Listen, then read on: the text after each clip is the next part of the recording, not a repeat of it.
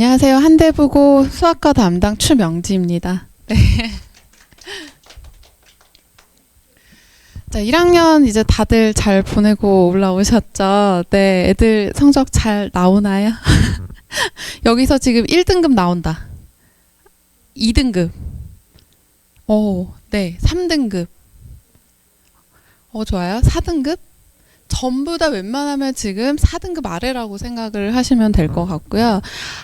아마 1, 2등급 유지하셨던 아이 같은 경우는 굉장히 좀 준비를 많이 하고 올라왔었을 확률이 높고, 아니면 내신 준비를 할 때도 굉장히 열심히 준비를 했다. 국어, 영어가 어느 정도 돼 있는 아이들은 수학에 좀 힘을 썼을 수도 있고요. 그렇죠? 그렇지 않은 경우는 3등급 맞기가 굉장히 생각보다 힘들었을 거라고 생각이 들어요. 물론 이 학교 온 아이들 같은 경우에 다 전교권 아이들이었을 거 아니에요, 중학교 때. 그렇죠? 그런데도 1학년 때 3등급 맞기가 힘들어서 생각보다 점수가 안 나온다, 이런 생각을 하고 계시는 분들이 많을 것 같아요. 네. 그래서 지금 학업 성취도도 보면 전반적으로 지금 굉장히 좀 높은 점수를 보이고 있음에도 불구하고 실질적으로 등급은 그렇게 나오지 않는다. 그래서 보통 아이들 얘기하는 게 뭐냐면, 제가 한 문제 차이로 한 등급 2등급을 못했어요. 이 한 문제 때문에 3등급을 못했어요. 이런 얘기 많이 하거든요. 그거 좀 실수만 안 했어도 나 1등급 나올 수 있었을 텐데, 이런 얘기 많이 나오는데, 사실은 그 한 문제가 아시다시피 100점, 10점짜리, 5점짜리 네, 서술형 단답형 문제죠. 그래서 점수가 나올 수가 없는 상황이었던 거죠. 그래서 방학 때 열심히 다들 하셨나요? 네, 겨울방학 때 이제 3개월이니까 다들 열심히 공부를 해서 2학년 가면 이제 그것 좀 만회해 보겠다고 열심히 하셨을 거라고 생각이 들어요. 네, 그런데 자, 이거 곡선 보시면요, 다른 학교와 다르게 굉장히 특이한 곡선 보이시죠? 자, 밑에가 이제 대표적인 강남권 학교들의 그래프고요. 보시면 최상위권이 급격하게 떨어져서 몇 프로 안 되는 걸 보실 수 있으세요. 이게 굉장히 시험이 어렵게 나온다는 얘기고요. 그렇지만 대체적으로 중간층이 단단하게 형성이 돼 있는 걸 보실 수 있으세요. 근데 그거에 비해서 2학년 그래프 보시면, 이거 한대부고 2학년이거든요. 자, 쌍봉곡선 나옵니다. 이거요, 보통 과학고에서 나오는 그래프거든요. 자, 이게 어떤 의미냐면, 지금 중간층이 와르르 무너졌어요. 그리고 당연히 최상위층도 많이 없어졌죠. 그쵸? 자, 시험이 어려웠다는 뜻인데, 자, 강남권 보시면 최상위권 몇 프로 안 돼요. 근데 한대부고 보시면 10% 정도는 나오죠. 그러니까 이 강남의 모 학교보다는 그래도 시험이 조금 쉽게 나온다.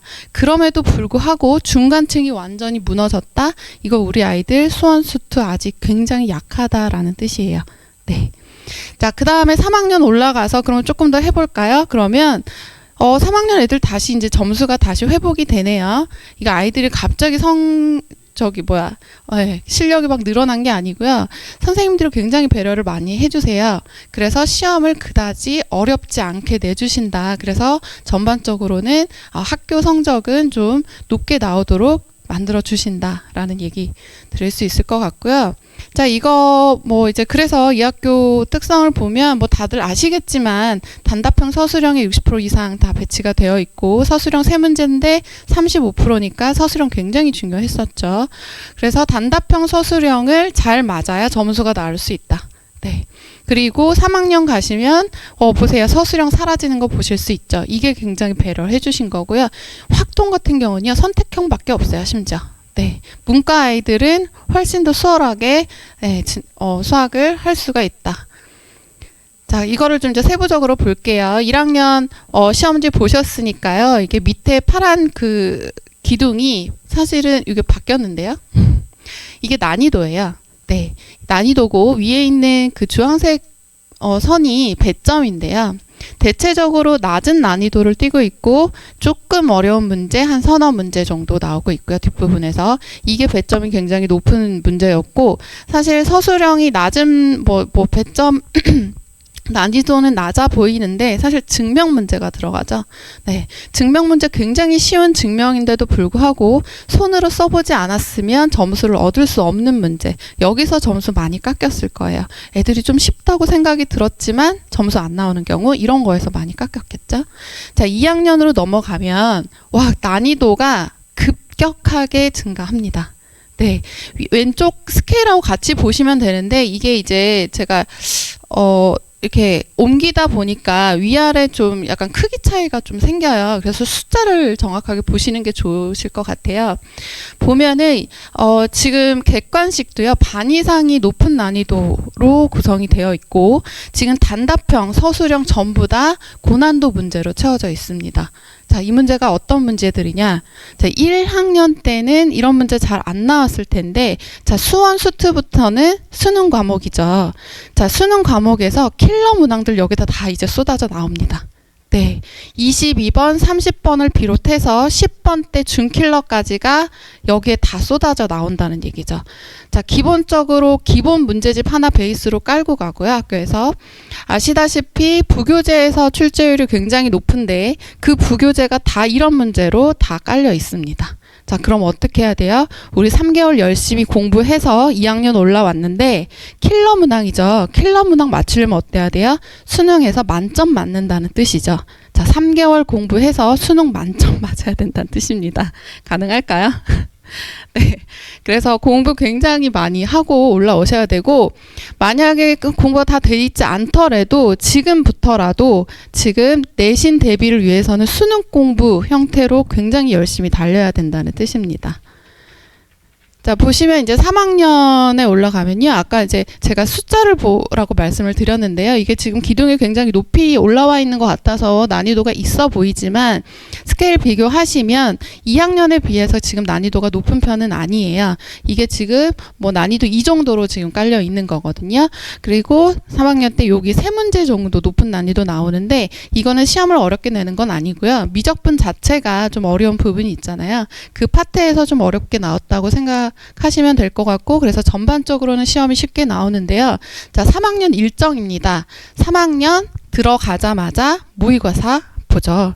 매월 모의고사 보게 되고요. 자, 5월, 6월까지는 일단 내신 대비하셔야 되고요.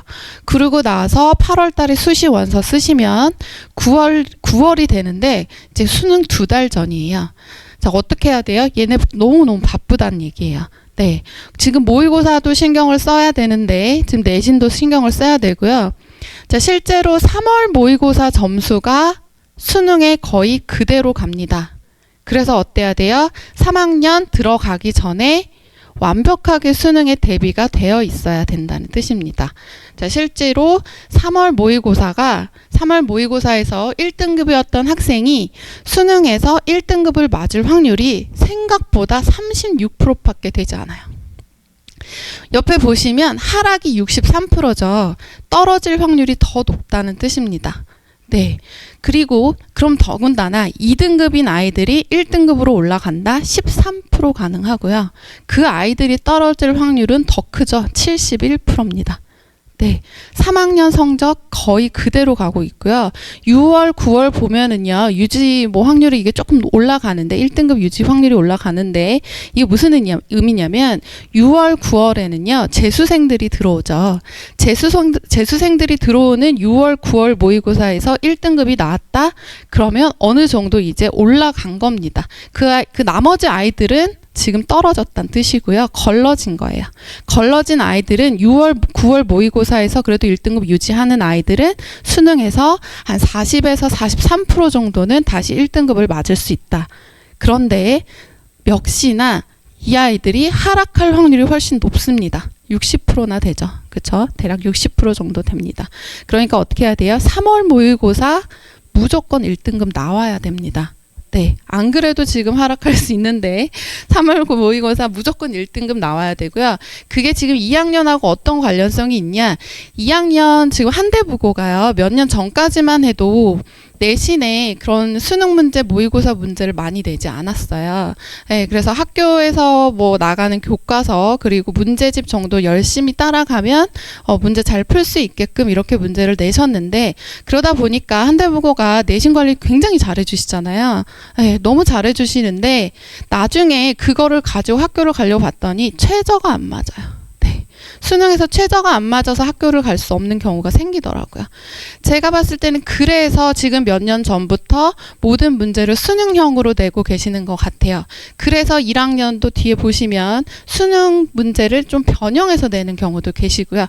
1학년 문제가 사실 수능 문제형으로 나올 수가 없잖아요. 그치? 그래서 수능 문제를 아예 변형을 하셔서 1학년 문제 내셨더라고요. 뒤에서 보시면 알겠지만. 그래서 지금 3학년 올라가기 전까지는 우리가 고3 모의고사 완벽하게 그래도 22번까지 선택형 빼고 22번까지는 완벽하게 문제를 풀 수 있을 정도로 공부를 해서 올라가셔야 합니다. 네. 자, 그래서 실질적으로 이제 문제를 보고, 기출문제를 보고 말씀을 드릴게요. 이제 한대보고 기출인데요. 아까 말씀드렸다시피 고1 이게 지금 기출이고요. 단답형 문제로 나왔는데, 사실 이 문제는 14년도 수능 문제였습니다. 네, 수능 문제 우리 아이들이 1학년 아이들이 풀 수가 없죠. 그래서 이 문제를 어떻게 했냐, 단계별로 잘라서, 자, 이 문제는요, 원래 문제 파악을 하고 분석한 다음에 닮은비를 구하고 수열에 적용해서 뭐 계산을 해서 이렇게 푸는 문제였는데, 자, 1학년 아이들은 수열을 배우지 않습니다. 그렇기 때문에 선생님들이 수열은 적용할 수 없더라도 앞에 닮은비까지는 구할 수 있지 않을까. 그럼 여기까지는 한번 계산을 해봐라. 선생님들 굉장히 머리 좋으세요. 그쵸? 미리 지금 연습할 수 있게끔 문제 내신 것 같아요. 그래서 이런 특이한 문제들 1학년 때 많이 냈었고요. 그 다음에 2학년 지금 1학기 문제 보시면요. 왼쪽에 있는 게 2학년 1학기 서술형인데요. 자, 배점 10점이고 보시면 문제 너무 쉬워요. 이게 뭐냐면요. 공식 지금 로그 함수, 네, 로그 공식이거든요. 사실 로그 들어가면 뭐 로그 공식 한 10개 나와요. 그럼 그 10개 딱 외우고 나면 그 다음 그냥 계산만 하면 되는 문제들 이렇게 나오고 있고요. 굉장히 쉬운 부분인데 그 공식 하나를 가지고 와서 또 이게 왜 성립하는지 설명해 봐. 이렇게 문제를 내셨어요. 근데 이거를 애들이 다 맞췄을까요? 생각보다 그렇지 않아요. 네, 공식은 공식이니까 다 암기하고 넘어갔을 거란 말이에요. 근데 이 부분을 증명하라라고 했을 때 20점을 다 맞는 애들이 생각보다 많지 않다는 얘기예요. 네, 자기가 스스로 그거를 증명을 해보지 않은 이상 이 문제를 풀 수 없었을 거란 얘기죠. 네, 자, 오른쪽 보시면 이건 2학기 서술형 문제고요. 이거를 수학적 기납법으로 증명하시오라는 문제예요. 사실은 이게 수능에서는요, 박스형 문제로 나오고 있어요. 왜냐면 이거를 그대로 아이들이 증명하기가 쉽지는 않죠. 네, 쉽지 않기 때문에 보통은 수능에서 박스형 문제로 나오고요. 근데 그나마 이거는 좀 쉬운 편이라 우리가 수학적 기납법을 배웠을 때 아이들이 어떻게 해서든 끌고 나갈 수는 있어요. 그런데 이게 연습이 되어 있지 않으면 이것도 마찬가지 시간 내에 절대로 이거를 증명하고 풀어낼 수가 없습니다. 점수 맞을 수가 없다라는 얘기죠. 그러니까 평소에 증명 문제 열심히 해봤어야 되고요. 실제로 요거는 부교재 그 기본 문제집에 있었던 증명 문제고요. 거기에 있는 증명 문제가 딱 2개가 나왔는데 제가 그 중에서 앞에 있는 거는 많이 나왔으니까 요거 나올 거야 라고 했을 때 나왔던 문제입니다. 네. 자, 3번째 유형인데요. 자, 왼쪽에 있는 거 보시면 2023년 3월 고3 모의고사 문제고요. 자, 22번 킬러 문항이죠. 네, 이게 또 그 부교재에 있는 문제입니다. 자, 이 문제를요 변형을 시켰어요. 자, 그래서 고2 객관식 10번 문제, 그것도 객관식이죠. 객관식 뒤에 어려운 난이도, 거기에 지금 속해 있는 문제인데요. 보시면 예전이랑 좀 달라요. 예전에는요 숫자만 바꿔서 왼쪽에 있는 문제를 풀던 대로 풀면 나올 수 있는 문제들이 나왔어요. 근데 최근에는요 그렇지 않아요. 자, 숫자를 바꾸면서 조건이 완전히 달라졌습니다. 네, 조건이 완전히 달라져서 비슷해 보이지만 완전히 새로운 문제가 됐어요. 물론 자, 이거는 이제 뒤에 있는 문제랑 다르게 그나마 자, 8번 문제를 풀면서요. 여러 가지 경우의 수가 생길 텐데 뭐 어떤 곡선의 개형들을 이렇게 생각을 해 봐야 되는데 이 곡선들을 한 4-5개 정도 생각을 해 봤을 때 그중에서 오른쪽을 풀 수 있는 개형이 하나가 있습니다. 네. 그럼 어떻게 해요? 이 문제는요, 달달 외워서 우리 아이들 성실하잖아요. 이 문제 여러 번 풀고 5번 풀고 10번 풀어서 시험 봐요. 그쵸? 근데 이 문제 못 맞춰요. 왜냐하면 이걸 물어보지 않거든요. 네. 이 문제를 풀기 위해서는 5-가지 그래프의 개형을 제가 생각을 해 놓고 거기서 비교해서 그 중에 이거네 라고 선택을 해야 되는 건데 이 문제는요, 이렇게 변형을 했더니 다른 유형을 선택하게끔 돼 있어요. 네. 그래서 앞에 있는 문제를 열심히 풀었다고 해서 뭐 부교재 문제 10번 풀었다고 해서 이 문제를 맞출 수가 없다라는 얘기입니다. 네. 그러면 어떻게 해야 돼요? 앞에 있는 거 전부 다 그려봤어야지 가능한 문제라는 거죠. 시간 안에 풀려면. 네. 한숨이 나오죠. 이 문제 보면 이제 더 한숨이 나옵니다. 이게 진짜 역대급인데요. 자, 위에 있는 문제가 부교재에 있던 문제고 22년 9월 모의고사 22번입니다. 역시나 킬러 문항이고요. 이게 실제 모의고사 정답률이 6%짜리 문제였습니다. 네, 이 문제 파악해서 조건 적용해가지고 개형 유추만 하는데 시간이 굉장히 오래 걸리는 문제고요. 네, 서너 가지밖에 나오지 않지만 여기서 시간이 굉장히 오래 걸리는 문제였습니다. 그런데 자, 밑에 보시면요, 문제를 좀 많이 바꿔놨어요. 조건만 살짝 하나 바꾼 것 같잖아요. 그쵸? 지금 단답형 5번으로 나왔는데 고2 문제예요. 고3도 아니고 고2 문제고요. 단답형 5번으로 나왔는데요. 자, 이게 원래는요, 이게 기출을 변형을 시킬 때 난이도를 변화시키면 안 되는 거예요. 제가 이제 시뮬이라는 교재에 변형 작업을 했었거든요. 네, 거기서 지금 변형을 할 때는요, 숫자를 바꿔서 변형을 하더라도 난이도는 변하지 않아야 되는 게 기조예요. 네, 그런데 이 학교에서 조건을 변형을 시켰잖아요. 근데 난이도가 확 올라갑니다. 네. 문제 파악해서 조건 적용해서 개형 유출을 하는데요. 서너 개만 나와도 굉장히 어려운데 6%예요. 정답률이. 그런데 여기 지금 10몇 가지가 나와요. 네, 시험 시간에 이거 다 계산해보고 있어야 된다는 얘기예요. 개형 다 그려봐야 된다는 얘기예요. 이 문제 풀 수 있을까요? 제가 봤을 때 전교에 몇 명 안 됐을 것 같아요. 그런데 이거 배점도 높잖아요. 네. 이 문제 나머지 다 맞추고 여기서 지금 고민을 했으면 뭐 1, 2등급 자기가 욕심내는 아이들이라면 여기서 판가름 나지 않았을까 싶은 생각이 듭니다. 네. 그래서 자, 여기 변형을 시키지만 난이도도 변하고 문제도 변하고 그래서 부교재만 열심히 푼다고 해서 되지 않는다. 네. 자, 그래서 이 한대보고 내신을 어떻게 대비를 해야 되냐? 첫 번째, 쉬운 건 당연히 맞아야 되는 게 맞잖아요. 그런데 아까도 말씀드렸다시피 서술형의 증명으로 나온다거나 뭐 개념을 묻는 문제가 나온다 이랬을 때 애들이 생각보다 많이 틀립니다. 여기서 틀리면 안 된다는 얘기예요. 개념을 일단 잘 탄탄히 하고 가야 되는 거고요. 정의와 개념은 내가 물어봤을 때 말로 할 수 있어야 되고 식으로 쓸 수 있어야 돼요. 네. 뭐 지난번에 1학년 간담회 때 학생이 왔길래 제가 물어봤어요. 너 함수가 뭐냐? 이렇게 물어봤어요. 너무 기초잖아요. 함수가 뭔지. 그쵸? 중학교 때 선행도 다 했고요. 근데 이 함수가 뭐냐라는 질문에 대답할 수 있는 학생이요, 정말 많지 않아요. 생각보다. 네.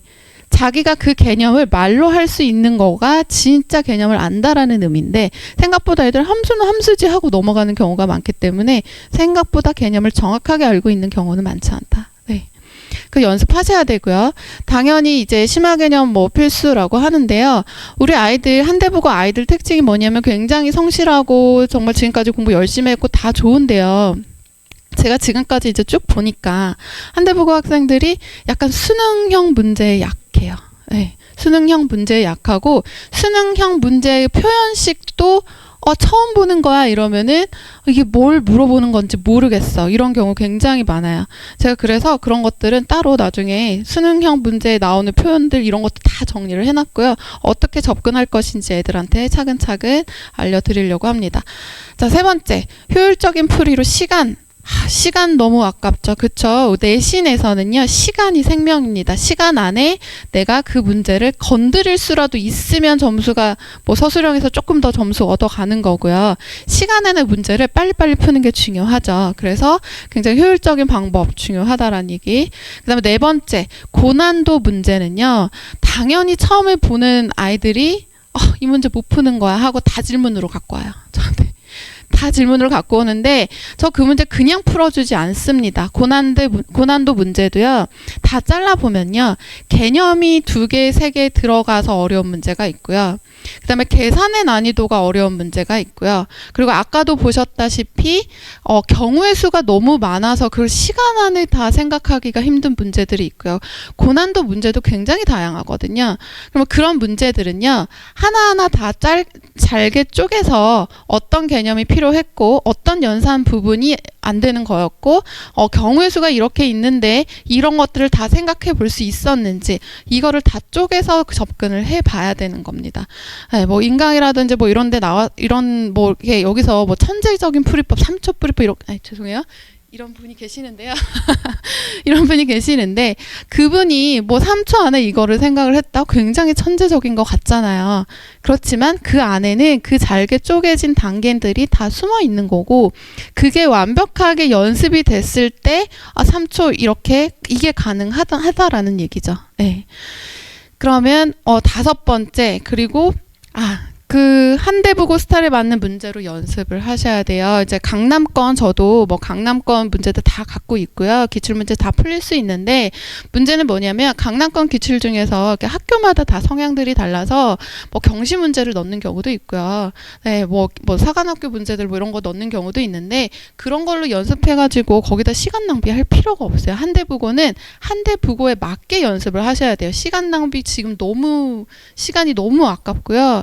지금 2학년 너무 바빠요. 굉장히 어려운 문제를 다 막 풀고 있어야 되는데 그런 문제까지 다룰 시간이 없어요. 그래서 한대부고에 맞는 연습을 하셔야 된다. 네. 그래서 일단은 수원스투 들어가기 전에 당연히 2학년 올라가기 전에 심화 실력까지는 있어야 된다라고 보지만 안 되더라도 네, 저랑 수업하면서 그거 다 채워 드릴 거고요. 3학년 과정 지금 미적분 들어갈 텐데 그것도 여름방학 내지 겨울방학까지는 미리 끝내 두셔야 합니다. 네. 자, 그래서 제 수업의 특장점은요. 첫 번째, 자, 일단 저는요, 예전부터, 처음부터 이 강사를 시작한 처음부터 항상 강조한 게 개념과 증명이었어요. 네. 개념이 안 돼 있는데 문제를 잘 푸는 경우는 없습니다. 네. 문제만 뭐 유형별로 연습을 한다? 그거 절대로 될 수가 없고요. 그거 언젠가는 다 무너지게 돼 있고요. 그래서 개념과 증명은 직접 설명할 수 있을 때까지. 저는, 이 반은 그래도 이제 소수로 운영이 될 거니까 직접 물어볼 거예요. 애들이 이제 늘어나면 제가 이제 계속 질문할 시간이 좀 줄어들 텐데요. 아이들한테 너 지금 말로 할 수 있는지 확인을 볼 겁니다. 네, 그래서 매 시간 그것도 백지, 그냥 테스트 아니에요. 백지에다 그냥 써라 하는 테스트 제가 굉장히 좋아하거든요. 네, 쓸 수 있을 정도가 돼야 개념 제대로 알고 있다라고 생각이 들어요. 자, 두 번째, 당연히 한대부고 아이들 수능형 이해도 높여줘야 합니다. 저 따로 이렇게 함수 표현식도 전부 다 정리해놨고요. 네, 수능에 필요한 것들 전부 다 한꺼번에 정리해서 애들한테 다 떠먹여 줄 거고요. 수능 문제 푸는 건 당연한 거고요. 네, 수능형 문제 푸는 건 당연한데 이런 게 안 돼 있으면 매번 질문합니다. 이게 무슨 뜻인지 몰라서 이 문제 못 풀겠어요. 이런 문제, 네, 이런 질문 많이 하거든요. 네, 그거 다 정리해서 드릴 거고요. 세 번째, 실전에서 시간을 줄여주는 유용한 공식. 저 약간 덕후 같아가지고 공식 유도하는 거 되게 좋아해요. 그래서 자, 왼쪽에 보시면 M학원에 되게 유명한 선생님 교재예요. 그 3차 함수라는 단어인데요. 이거를 이제 비율 관계를 뭐 이렇게 전부 다 이게 뭐 경우의 수로 나눠가지고 이때는 몇 대면 몇 대면 해서 공식화 시켜 주신 단원이에요. 근데 이 부분을요, 사실 하나로 정리를 할 수가 있어요. 뭐 3대1이든 2대1이든 이거 전부 다 하나로 일반화시켜서 하나의 공식만 외워도 가능하거든요. 저 이런 거 좋아해서 애들한테 이런 팁 많이 알려드릴 겁니다. 네, 그리고 네 번째, 어려운 문제는 무조건 잘게 잘라서 접근해야 됩니다. 자, 이거는 이제 다시 질문이 나왔을 때 손풀이 제공한 거고요.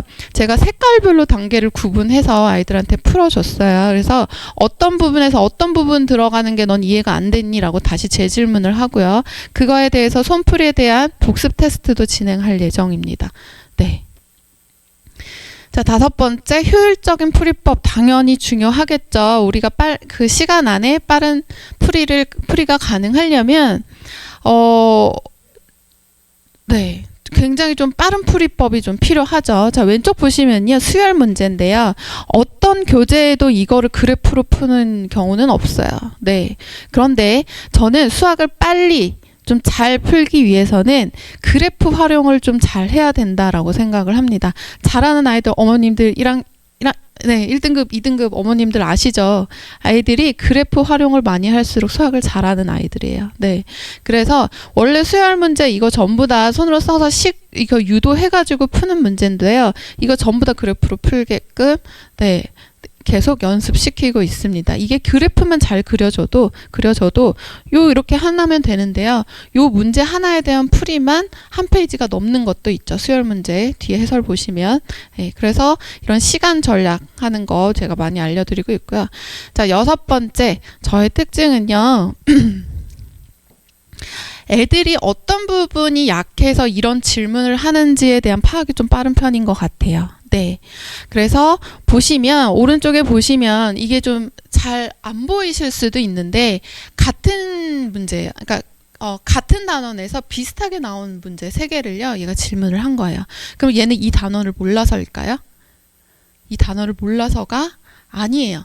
3개가 다 비슷한 문제인데, 자, 다른 어떤 강의를 들었을 때 이게 무슨 문제냐면요, 연속 문제거든요. 어떤 fx 곱하기 수학 얘기하면 이제 좀 지루하실 것 같긴 한데, 네, fx 곱하기 gx가 네, 실수 전체의 집합에서 연속이 되는 조건을 얘기를 해라, 이런 문제예요. 근데 보통 아이들이 fx가 불연속인 경우, gx가 0이 되어야지 이게 연속이 된다, 이렇게 알고 있어요. 네. 근데 그게 맞는 말인가? 네. 전부 다 맞는 말은 아니라는 얘기죠. 네, gx가 연속이라는 조건도 있어야 되고요. 실수 전체라는 범위도 있어야 되고요. 네. 그런데 이 아이는 그게 같은 문제라고 생각을 해서 똑같은 방법으로 3문제를 다 푼 거예요. 근데 하나는 어떤 x는 a라는 지점에서의 연속성을 물어봤고, 어떤 거는 실수 전체의 집합에서 물어봤고, 어떤 거는 gx가 연속이 아닌 함수도 들어있었어요. 그러니까 전부 다 구분을 해서 알아야 되는데, 이게 그냥 이건 이렇게 푸는 거야 라고 판단을 했기 때문에 전부 다 같은 방법으로 문제를 풀었다는 얘기죠. 자, 이런 거를 보고 이런 거를 보고 아이가 뭐를 착각하고 있는지 이런 거 전부 다 한꺼번에 정리해서 제가 그 문제 푼 거를요, 다시 제가 편집해가지고 너 이 문제 푼 게 네가 요런 거를 헷갈려서 그런 거에서 비교해서 보여준 내용입니다. 네. 자, 그래서요, 저는 이제 관리를 어떻게 할 예정이냐면요, 테스트 결과 및 과제사항은 당연히 매일 발송 드릴 거고요. 수업 전후에 이제 복습 클리닉 할 건데, 학원생이랑 얘기가 돼서 10시 수업 끝나고도 제가 마무리 될 때까지 데리고 있을 거고요. 그날 수업한 내용은 전부 다 이해를 시키고 보내드리도록 하겠습니다. 그리고 매주 일요일 2시부터 6시 무료 클리닉 진행하고 있는데요. 그럼에도 불구하고 해결이 안 됐던 거 일요일 날 무조건 가지고 오셔야 되고요. 특히나 MBTI I 성향인 아이들, 친구들하고는 E 성향이지만 선생님 앞에만 가면 I 성향이 되는 내성적인 아이들 있죠. 질문 절대 못하고 집에 꼭 돌아가요. 자존심 센 아이들, 그쵸? 일요일에 꼭 와서 풀이 저한테 보여줘야 되고요. 어디가 부족한지 다 찾아서 메꾸고 가야 합니다. 네. 자, 그리고 질문에 대한 답은 제가 최대한 바로바로 해주고 있는데요. 그냥 오른쪽은, 예, 뭐 이렇게 이동하다가 이제 질문이 와서 제가 사실은 원래 아이폰을 쓰고 있었는데요. 핸드폰도 사실 갤럭시 노트로 바꿨어요. 그 이유가 뭐냐면, 이렇게 이동할 때는 제가 막 패드를 꺼내고 뭘 컴퓨터를 꺼내고 이렇게 할 수가 없더라고요. 그래서 갤럭시 노트가 그때 바로 이렇게 펜 꺼내가지고 애들한테 질문 받은 거 그 자리에서 바로 풀어서 보내줄 수가 있어서 폰도 갤럭시로 바꿨습니다. 그래서 이동하면서 애들 이제 질문 받았던 내용이고요. 네, 이거는 이제 저희 제자들 이제 반응이에요. 네, 당연히 뭐 이 동네에 저도 오래 있었으니까 잘하는 애들 많이 갔고요. 내가 좋은 학교 다 많이 갔고 잘하는 애들은 어차피 또 잘하고요. 그래서 기억에 남는 아이들을 데리고 왔어요. 네, 기억에 남는 아이들은 어떤 아이들이냐면 지금 왼쪽 위에 보시면, 예, 좀 몸이 아팠던 아이예요. 그래서 1학년 때는 아예 공부를 못했었고요. 2학년 올라가기 전부터 이제 저랑 수업을 했었는데, 아예 그래서 공부를 1년을 아예 안 했다 보니까 기초도 없었고, 이제 수학에 대한 자신감도 없었고, 그래서, 그러니까 이제 기초부터 해서 수업을 하는데, 얘가 이제, 고3이 올라가면서부터는 1등급 계속 유지하다가 결국 고대를 간 아이예요. 그래서 이 아이는 굉장히 성실하게 잘 따라와 줬기 때문에 제가 너무 좀 감동을 했던, 네. 아팠던 아이라서 어머님도, 우리 아이는 공부 그냥 너무 열심히 안 시켜도 돼요라고 했었는데 제가 조금만 더 하자 해가지고, 지금 고대를 갔고요. 수학에 자신이 없었는데 재미가 생겨서 고대 통계학과 진학했다라는 얘기 들려준 아이고요. 가운데도 지금 마찬가지인데 이 아이 문과였고 이 아이도 고2 올라갈 때 5등급 나왔던 아이예요. 다른 과목에 비해서 수학이 너무 자신이 없고 실제로 시켜보면 한 문제 갖고 20분, 30분을 붙들고 있었던 그런 아이였는데 이 아이도 이제 수업을 좀 쉽게 이렇게 접근할 수 있게 해주다 보니까 이 아이도 고3 올라가서는 꾸준히 1등급 유지했고 이 아이도 특이하게 가서는 통계학과를 진학을 하더라고요. 수학이 너무 재밌어졌다고. 그래서 지금은 뭐 소프트웨어 관련해서 뭐 AI 쪽으로 지금 가고 싶다 이렇게 하고 있는 아이고요. 오른쪽은 작년 이제 마지막에 너무너무 서울대를 가고 싶은데 서울대에 가기에는 수학이 조금 부족해요. 그래서 마지막까지 이렇게 굉장히 열심히 했던 아이인데 될까 안 될까 약간은 불안했지만 결국 이제 서울대 합격해서 연락이 온 아이고요. 여기 이제 가운데 잘 안 보이시겠지만 가운데 이렇게 좀 이렇게 떠 있는 아이가 있는데 이 아이는 이제 수학이 6등급 나와서 갈 학교가 없었던 아이예요. 그래서 얘는 진짜 어떻게 할까 이제 고민을 하다가 이제 마지막 그래도 논술이라도 한번 노려보자. 사실 5등급, 6등급이요. 논술로 가기도 쉽지는 않아요. 기초가 아예 없기 때문에. 그랬는데 이 아이 논술 전형 좀 준비를 했더니 연대 그래도 캠퍼스라도 붙어서 대학은 가게 되었구나. 이렇게 해서 어머님이랑 같이 울었던 기억이 납니다. 그래서 이런 아이들 기억에 좀 남는 아이들 제가 데려왔고요. 네, 나머지 이제 제가 앞에서 그래프라던가 이런 것들은 객관적인 자료를 참고를 했기 때문에 제가 그냥 만든 건 아니고요. 뒤에 별첨으로 넣어드렸으니까요. 이거 참고하시면 될 것 같습니다. 네, 그럼 이제 질문 받을게요.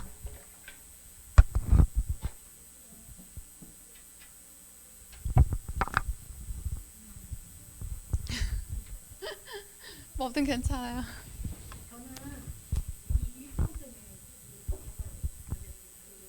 어떤 일정? 네. 평일날 하는 거잖아요. 네네. 클리닉이 주말 일요일날 이 시간에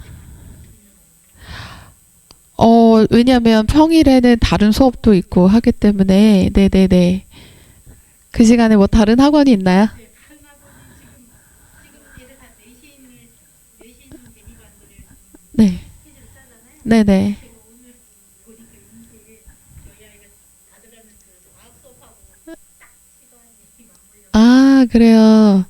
클리닉은 사실은 안 받으면 안 되는 상황이니까. 네네네. 조금이라도 더 하고 싶은데 지금 딱 이 시간이 맞물려서 지금 일단, 이제 반이 모아지면 그 학생들 주말에 이제 주말 시간표 한번 봐서요.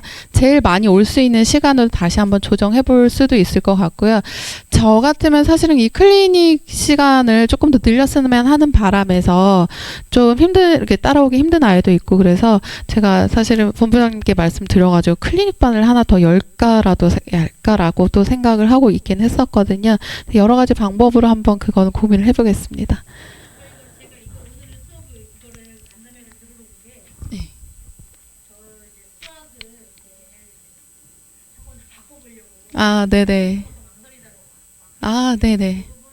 수학은 아까 이제 말씀하셨듯이 뭐 학교 반이 정해진 게 아니고 연합반이 있어요. 그쵸, 네. 여기 딱 정해서 하신다 그래서 왔는데 다른 거 들어보니까 솔깃하긴 해요. 사실은. 근데 이런 거가 조금 시간 때문에 제가 시간이. 네네네.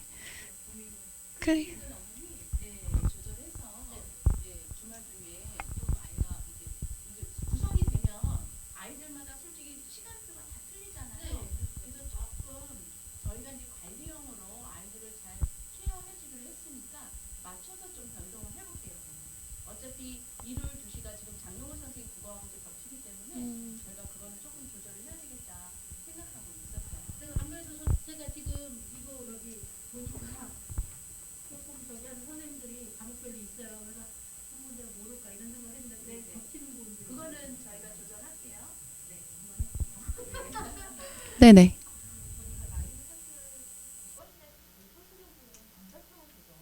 단답형이 어렵죠, 네. 네, 맞아요. 서술형보다 단답형에 제일 높은, 네, 난이도가 다 몰려 있어요, 네.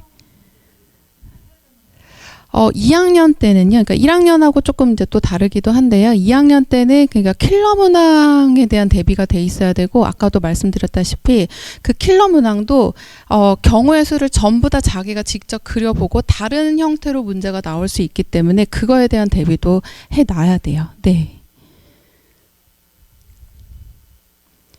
일단, 네.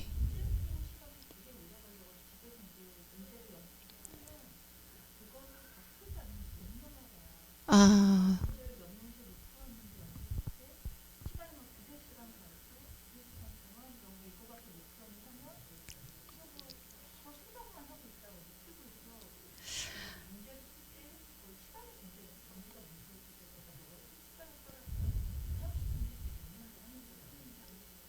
그렇게 해서 풀어냈나요? 아, 네네네.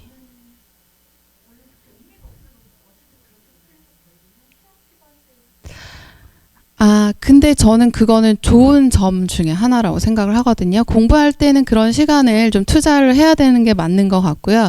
그렇게 해서 자기가 그 데이터가 쌓일 거예요. 어렵게 풀어내는 거는 있어야 돼요. 과정은 자기가 스스로 풀어내는 과정은 당연히 있어야 되고요. 그렇게 해서 이제 데이터가 쌓이면 자기 나름대로 이거를 정리해서 빨리빨리 풀어내게끔 이렇게 좀 체계화시키기만 하면 되는 거거든요.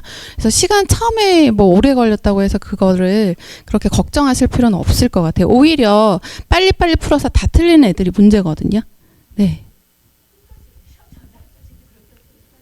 아, 그거는 이제 제가 옆에서 보고 좀 정리할 건 정리하고 너무 오래 걸리는 부분이 왜 오래 걸리는지도 제가 옆에서 보고 좀 정리를 해주면 그건 가능할 것 같아요.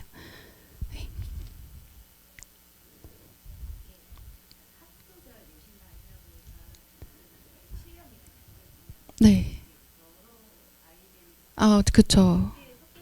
네네네.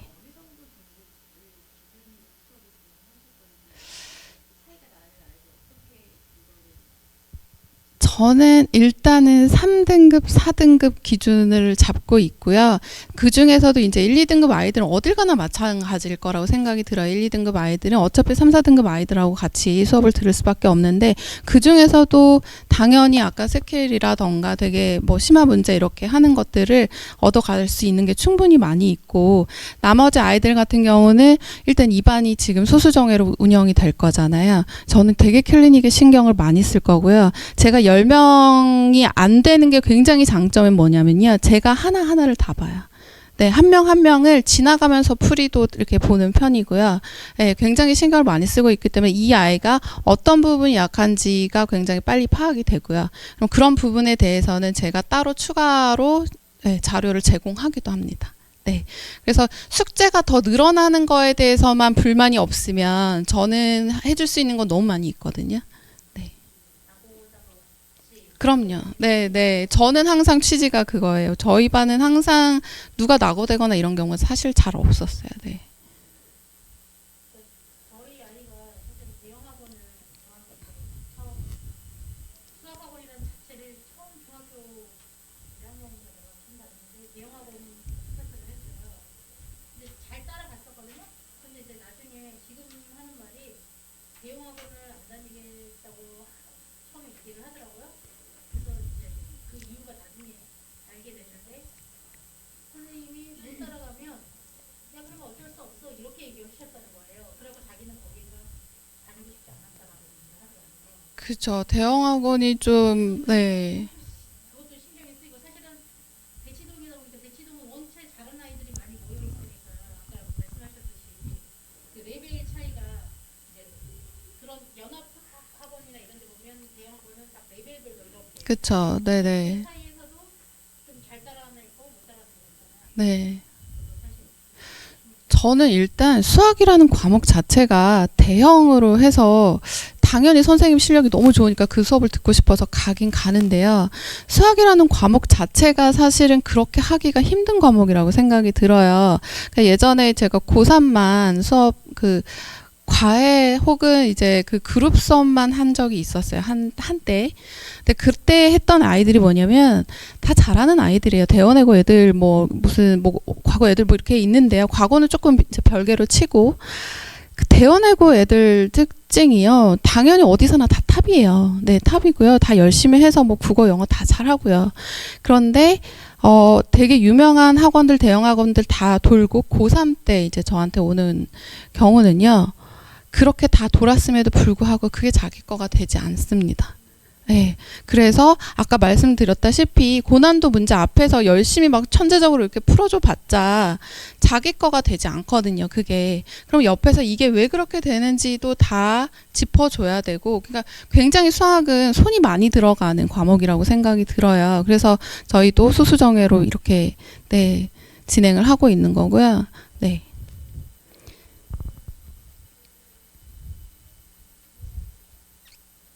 네, 또, 네. 네.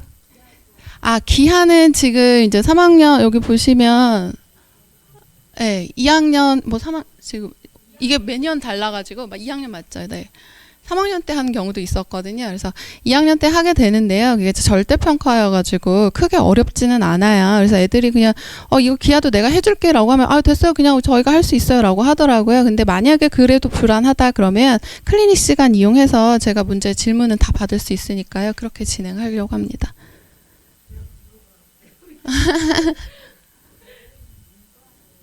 네.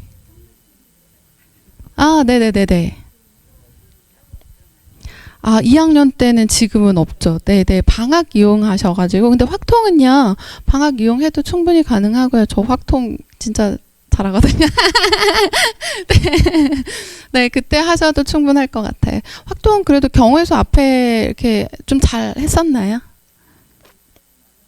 그럼 충분히 더 따라올 수 있을 것 같은데요. 네. 네네네. 네네. 확통은 오히려 충분히 가능하죠. 네.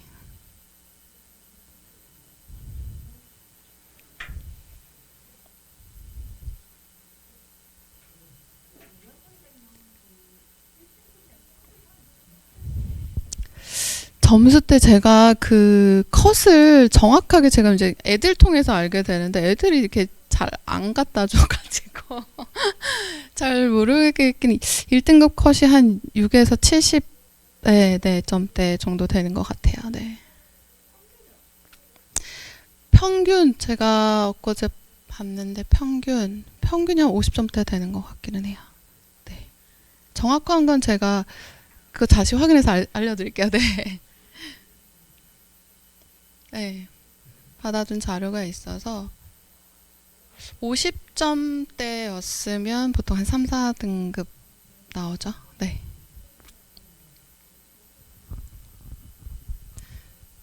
진짜 시험 어렵습니다. 2학년 때.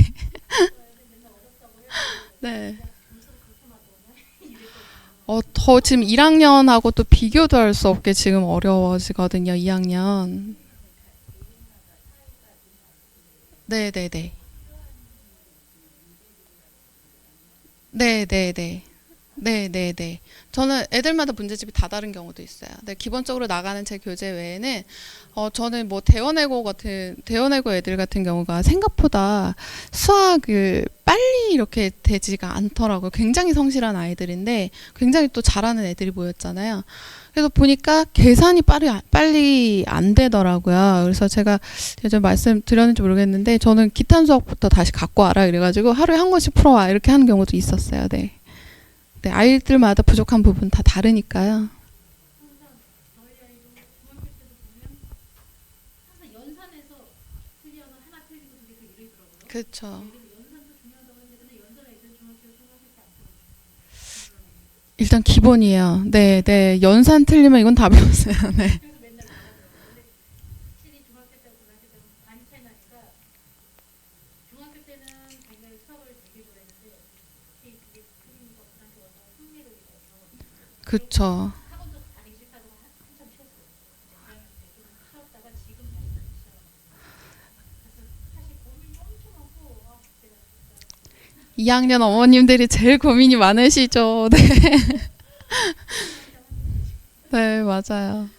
근데 지금은 조금 할 마음이 있는지 자기가 여기를 갔다 오라고 그러더라고요. 저를 오, 다니는 학원도 옮기고 싶다고 수학을 자기가 조금 기하도 그렇고 조금 더 해야 될 것 같아요. 남자아이인가요? 여자아이. 아, 네네.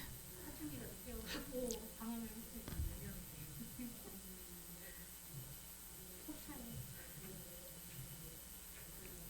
또 어머니 망설이지 마시고 또 그래도 뭐 미심쩍다 하는 것들 다 말씀하고 가세요. 네.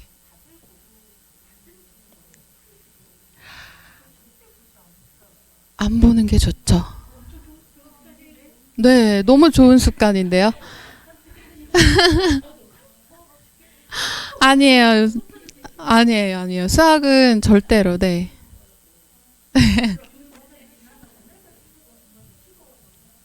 수험 전날에는 그래도 이제 좀 그거를 같은 문제를 계속 반복시켜서 조금 속도를 빨리 할 필요는 있는데요. 처음에는 무조건 그렇게 하는 게 맞습니다. 네. 네. 아마 시험까지 그렇게 끌고 갔으면 그 문제를 끝까지 지금 이해를 못했을 확률이 높고요. 그 전에 이해는 다 시켜놔야 되고요. 그 문제를 확실하게 제대로 한 번은 풀어봤어야 되는 거고요. 그러고 나서는 시험 기간에는요, 그 계속 연습해야 돼요. 네. 그럼요. 네네. 양측이요?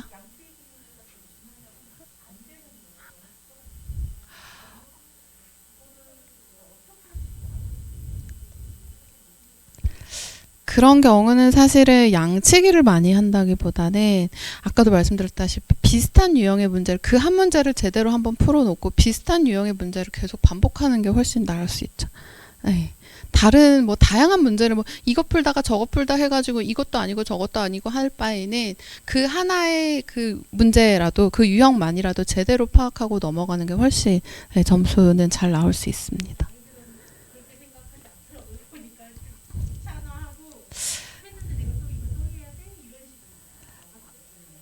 식으로 네. 풀었던 거가 계속 저는 얘기할 때 똑같은 그 문제라도 계속 유형이 바뀌니까 여러 유형에서 계속 풀고 계속 풀어가야 된다고 생각했는데 얘기를 하는데도 귀찮아요. 보통 그러면은 이제 심화 문제를 많이 안 다뤄봤을 확률이 높고요. 그쵸? 네. 전에 말씀드렸듯이 중학교 때는 자기가 재미가 붙으니까 심야라고 해서 계속 이렇게 하더니 어느 순간 하기 싫어하고 안 하더니 네. 아마 심화라고 해도 좀 시간이 오래 걸리는 문제는 안 풀어봤을 확률이 높아요. 너무 어렵다고 네. 생각하면 네. 그래서 아까 어떻게 잘라서 다 떠먹여준다. 네. 잘라서 완벽하게 이해를 해야 그 다음에 그런 비슷한 수준의 문제가 나와도 또 도전할 수 있는 자신감이 생길 거고요. 네.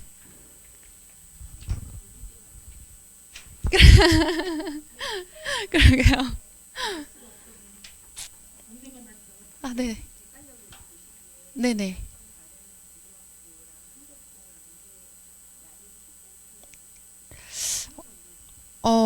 지금 이제 1학년 난이도는 굉장히 좀 쉬운 편이었다.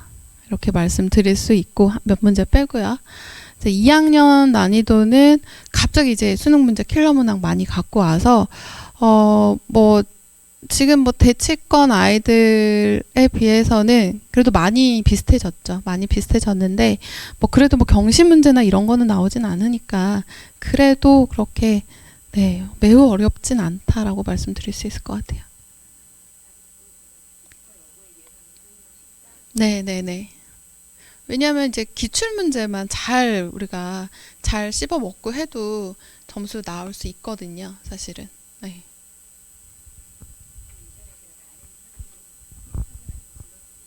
네, 네, 네.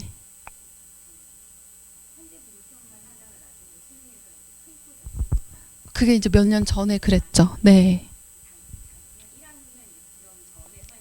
아, 네, 네, 네, 네, 네.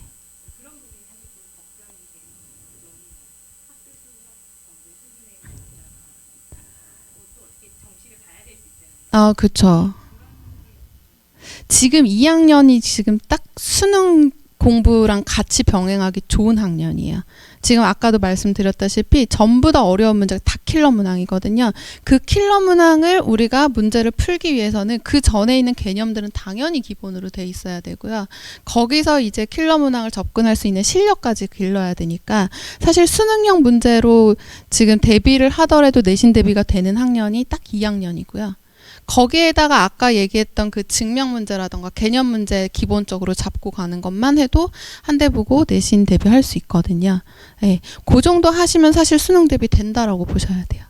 예. 솔직히 22번, 30번 문제 풀 수 있으려면 수능 대비 다 된 거 아닐까요?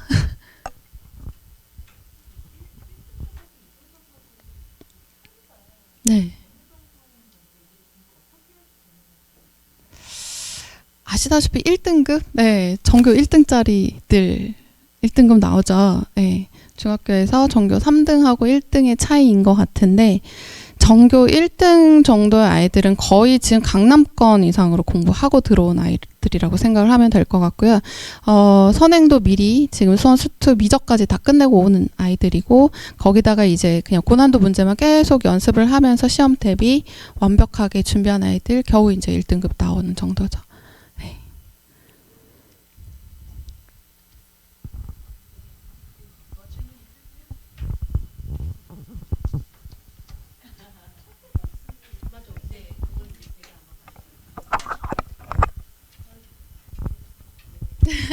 감사합니다.